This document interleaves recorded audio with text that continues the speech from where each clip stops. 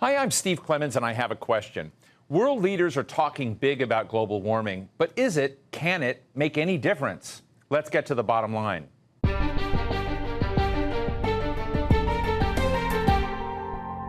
Recently, President Joe Biden said that climate change and its impact on our lives and environment are at code red. Those are really strong words. The big question is whether countries and companies and ordinary citizens are serious about the response, or are they just casual? We see big companies committing to net zero emissions targets by 2050 and huge reductions by 2030. Even airlines and oil companies and banks and their customers. And soon world leaders will be meeting in Glasgow at the UN Climate Change Conference to assemble new commitments in the fight to manage and slow climate change. But listen, what's real? What's public relations and what's greenwashing? What's working and what's not? Today, we're talking to Roger Martella, the Chief Sustainability Officer at General Electric, one of the biggest corporations in the United States. He's the former General Counsel of the Environmental Protection Agency, which is the U.S. governmental agency that enforces the national environmental laws. And Rachel Frazin, the Environment and Energy Correspondent for The Hill. Great that you're both here with me. I want to show you a little sound clip of President Biden. Let's listen. The extreme weather events that we have seen in every part of the world, and you all know it and feel it, represent what the Secretary General has rightly called code red for humanity. And the scientists and experts are telling us that we're fast approaching a point of no return in a literal sense.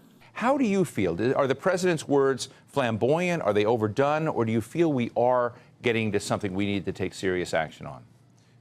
I don't think there's any real debate.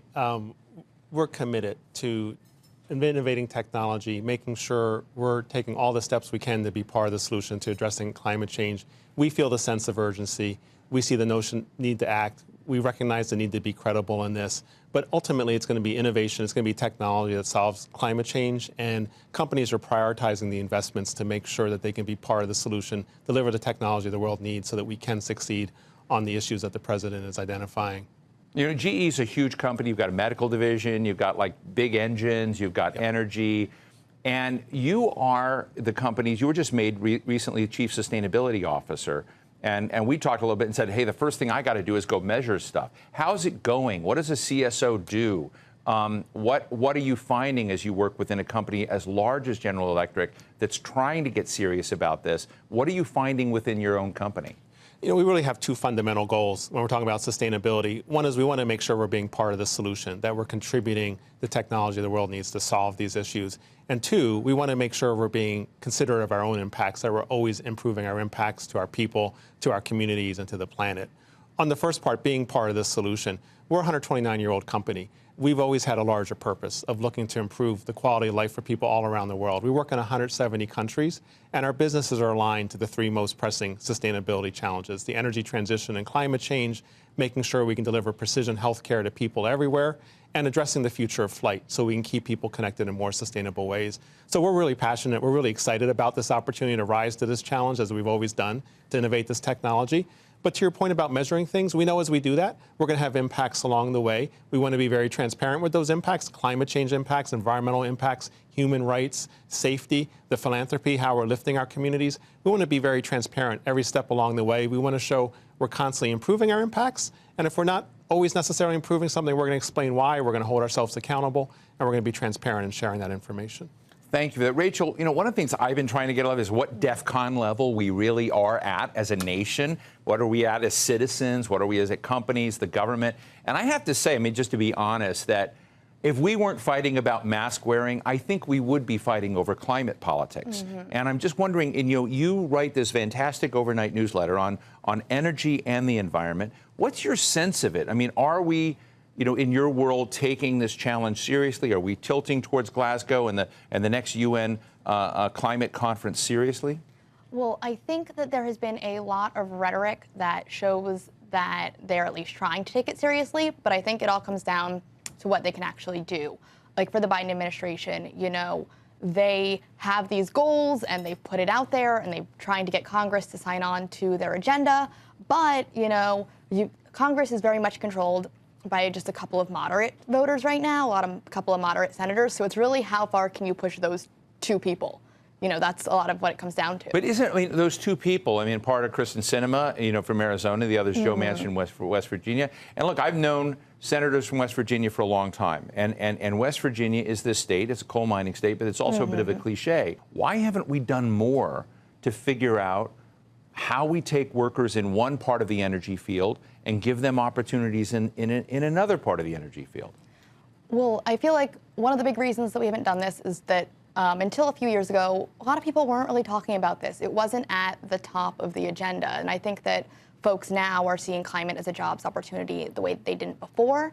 And I also think that in the previous administration, quite frankly, they didn't seem to care very much about addressing climate change. And I think that the Trump administration did. Yes. I think leaving the Paris Climate Accord is, a real underscoring of the point you're making. Roger, let me ask you this. And one of the reasons I was so happy you were here today is I want our viewers to get an understanding of some of the real steps that it comes. Kind of differentiate between fads or, the notion you can get a lot of people and say, hey, why don't we just go to renewables and everything? And when you kind of look at the mathematical equation of that, we don't have enough renewable capacity to do that tomorrow. Try to give our audience an understanding of what are the big steps we should be thinking about. Climate change is a global challenge. It's a global problem. We need a global solution to solve it. So no one country, no one company. We're in 170 countries. No one company can solve it. No one country can solve it. So we have to approach it globally. There is no one-size-fits-all solution to climate change, to the energy markets. And that's where kind of bringing in more tailored solutions to understanding how can we help countries decarbonize, how can we help utilities decarbonize, while making sure at the same time we're providing resilient energy, reliable energy, affordable energy to the billion people in the world who lack access. So we see it in three ways. One is agree with your proposition. You want to grow renewables as quickly, as aggressively as you can. There should be no doubt about that. Let's grow renewables, start there. But there's limitations on that. So everybody can agree on that. We would hope so. Yeah, we hope that's the least controversial part. We start there, but there's limits. There's limits in the U.S., there's limits in the EU, even more palpable limits when you go to other places of the world that we can talk about. But you want to move towards a renewable economy. How do you connect that? You have to focus on the grid, probably the most understated issue that people talk about. On the grid. Right, the grid What itself. elements of the grid? How do you... The grid for our viewers is the grid, energy grid, right? Exactly. Yeah. How do you bring renewables online while at the same time keeping energy resilient, keeping it reliable at the same time? And something we're struggling with in the U.S., something the EU is struggling today. Imagine other parts of the world how hard that is. We're focused on the really hard stuff. We're focused on how do you take variable energy from renewable energy that's far apart, many distances away, and how do you make it more reliable so it flows like conventional fossil fuel energy. Then the third part of the equation is the role of natural gas. And this may be the most controversial part for some thinkers, some leaders on this, but we think this is very straightforward. The world needs a foundation, it needs a base load of natural gas to provide the foundation to grow renewables, to build that resilient grid. And we know that today, natural gas is very efficient, half the emissions of coal. We're looking to address methane at the top end of it. But longer term, as you point out, we know that these turbines can be decarbonized long term. We want to take the carbon out of the turbines by using hydrogen as a fuel, something you can actually do today, and also looking at carbon capture and sequestration, taking the carbon out at the back end of the turbines, sequestering it, putting it back in the ground so that we can continue to have the reliable turbines to enable the foundation for renewable energy. Rachel, one of the things, I read your newsletter a lot. I just think part of the politics of this is there's a built-in skepticism that a lot of people have. There may be skepticism if you're in the oil and gas industry, or maybe you're on one part of the political equation, you think anything that's green is bad, for your politics or whatever. And I'm just wondering, with a skeptic's eye, what are you worried about in these discussions as we tilt towards Glasgow? What's real and what's not? I think there's a couple of things. First thing is a lot of companies are pledging to not have zero emissions, but net zero emissions, which basically means... So say it again. There's not zero, but net zero, which basically means that the sum, when you add up all of your emissions and all the things you do to take emissions out of the atmosphere, that number equals zero. Right. And so one way to do that is through carbon offsetting, which is through activities like planting trees in other parts of the world. And there's some skepticism about the extent to which that's effective, the extent to which there is fraud or double counting, how long those trees will stay there. So I think for those reasons, a lot of folks would say that companies should be more focused on reducing their own emissions and reaching near zero rather than these net zero pledges if they can get their own emissions down. Another thing that we're seeing, there have been a lot of reports lately about companies lobbying against clean energy provisions or big bills like the big infrastructure bill in Congress that would make big transformational investments on climate change because they're lobbying against them, maybe because of the climate provisions, maybe because of other provisions in them. But ultimately, even though they are trying to reduce their own emissions, they are, just kind of blocking climate action from Congress or working to block it. A third thing also is that as some companies try to add renewable energy to their portfolio or take it out of or take fossil fuels out of their portfolio, they're just buying or selling things that are existing. So if a big fossil fuel company sells off some of their oil assets to a smaller company, they have a greener portfolio, but that oil is still being produced just by somebody else. So a little sleight of hand there. Mm-hmm. The first one, though, you talked about, I've heard a lot about this, and I'm like, well, how are you going to, I just know we don't live in a light switch binary society where tomorrow is totally different. And when I kind of look at it, I said, I'd much rather get to net zero if you're making trade-offs and people come in the right direction than not try at all. But so thank you for that. But another the part of this that I've been thinking about, big stakeholders, and sometimes we have a lot of companies. I've been spending time with looking at small Arab Gulf nations like Qatar or the UAE or others are actually trying to be players in this business, and their fossil fuel based industry, but their sovereign wealth funds are investing in renewables. So applause for that. That's great. But on the other side, when you look at national governments like India or Brazil, developing nations that feel like, okay, America and Europe already went up the industrial scale. We already put a lot of carbon in the air. Now we're trying to restrict them, and they feel as if that is going to harm their own development. Roger, what is our answer there? Because I think that a lot of people say, why should we cut back coal if China's continuing to build coal plants? Why should we do this unless India is robustly embracing the same kind of climate target? I know this is not your job, but I would love to kind of get you without your GE hat looking at the international dimensions of this, of how we get more people aligned so that you're not just creating greater environmentally responsible provisions in one society and escaping them in a different country. Your question's hugely important. It goes to an important theme of equity. How do we do this in a way that's equitable, that makes sure that people have strong economic opportunities, that they have the opportunity to be protected from climate change, but also the opportunity to have access to energy, transportation, healthcare, things like that. Steve, I go back to the United Nations. The United Nations developed a set of principles called the Sustainable Development Goals. Right. There's 17 principles. And they focus on all the same things we're talking about, climate change, environmental protection, but they're wrapped around this theme of equity, and equity in a very broad sense, making sure that there's a lack of discrimination, that people have access to economic opportunities, that people have access to strong health care, to transportation, and things like that.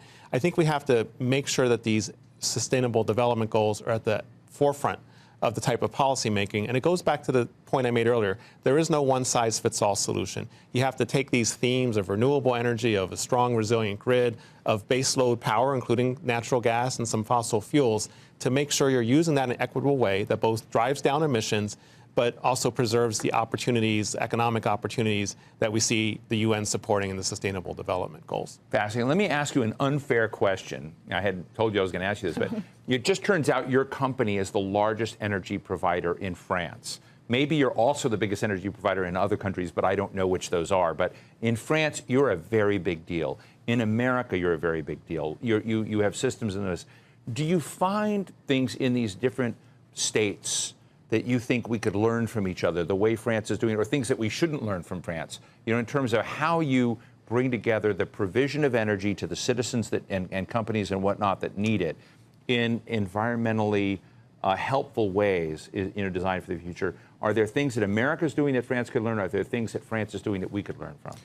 No, our technology provides 1/3 of the world's energy, so we have to know these markets like the back of our hand. We have to understand what we can learn from them and what we want to avoid. We've taken a really deep dive into a number of countries that represent larger macroeconomic situations. And one thing we've learned, maybe moving on from your France examples, when you look at certain developing economies, coal is still a player there. Coal is still viable, and there's lots of folks who would like to build coal for these countries. So you have to be not so much a policy issue in the U.S., not a policy issue in France. Coal is an alternative. But we're working in many places of the world. Coal's not only the alternative, it may be the preference. So how are we learning examples from these other places that we can reduce their emissions, grow renewables, but at the same time avoid the temptation to go the easy route and use coal and create other types of relationships and things like that. So this micro-type approach is really key. This is probably one of the things I might bicker with in terms of some of the policy we're seeing is, it's going to sound like a broken record, there is no one-size-fits-all solution. We have to understand these issues on a country-by-country level. We all have the same goals. We want to get to the same place. But how you use technology and how you support these technologies is all very dependent on those local circumstances. And we need to invest more energy in understanding that. Rachel, as you write, I know that you are hit by lots of entrepreneurs, small companies say, hey, look at us, we're contributing. You know, I look at this, the sort of, trap of looking at little boutiques that may have things that scale. I'd just be interested in your map as you look at what's happening out there, in the churn of creativity of folks, the Department of Energy has a group called ARPA-E that's helping smaller firms get through their financing challenges to try to put new ideas on the table. Is there anything that pops for you that we, our viewers should sort of look at on whether they should be optimistic about, or should we be cynical and pessimistic about reaching these goals? I think it's too soon to say. I think that it's possible. The UN, the IPCC report, the report where people were saying this was a code red for humanity. I mean, look, it says that we will hit 1.5 degrees of warming ahead of industrial levels at some point in this century, to 1.5 degrees Celsius. So basically, we're going to be a little bit hotter than we were before we started massive scale using energy the way that we do now. And we're going to reach an important threshold. But we can bend the curve back around and cool down a little bit lower so that at year 2100, we're not there if the world can get to net zero around the middle of the century, so in 2050 or in the 2050s. I mean, I just want to put an underscore in this, because what you're saying, I mean, there's this journal, and I trust Science as a journal. It's a journal called Science that says a child born today is going to have 5 times the level of natural disasters in his or her life than a child born 150 years ago. So that's a measurable difference in the violent weather phenomena or other dimensions of natural disasters. I guess it could be, climate broadly, droughts, in that arena. So that to me sounds similar. But I also, know that this is a time where if Galileo were alive today, he'd probably still be found guilty. So, it's this tension between awareness and science and consciousness.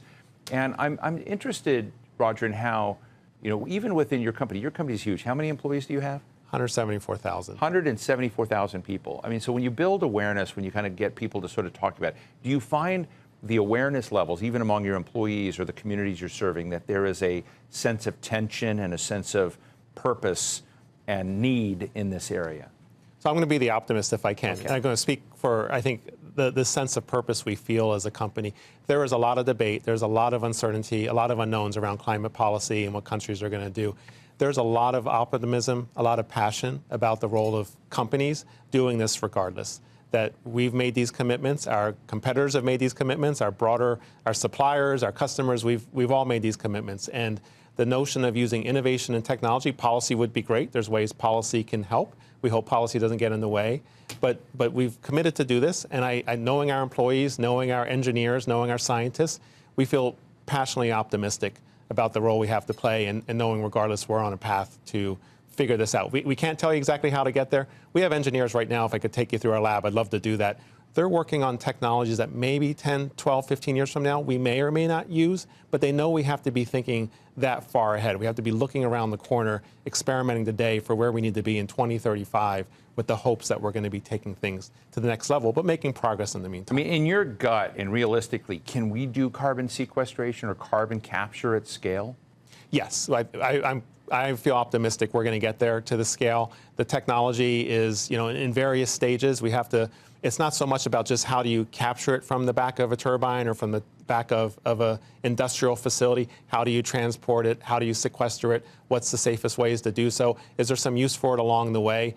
One of the concepts, Steve. Just in reference, a lot of my environmental friends who used to be very pro carbon capture and carbon sequestration are not so pro now. Is there something messy or complicated about it? I think there's a notion that if you have carbon captures, it perpetuates fossil fuels. I think maybe I don't think there's so much a concern about the actual technology. It's the notion that it makes it easier for coal and maybe natural gas for some folks who aren't in favor of that. But right. The concept that's really optimistic right now is something called carbon hubs. The notion that you're going to have hubs in geologically attractive areas that you can do carbon capture from power plants, from industrial facilities, direct air capture, pulling carbon out of the air, and finding good industrial clusters to be able to do this all in the same place in a way that kind of geologically makes sense. So that's where this is going to the next level, and really amazing people focused on this technology. What's the next coolest technology you can tell us about that's beyond that?